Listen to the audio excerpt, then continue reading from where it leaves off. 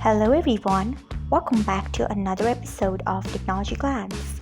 Today in this video, I'm going to guide you through how you can enable double tap to seek on PLAYit. So let's get started.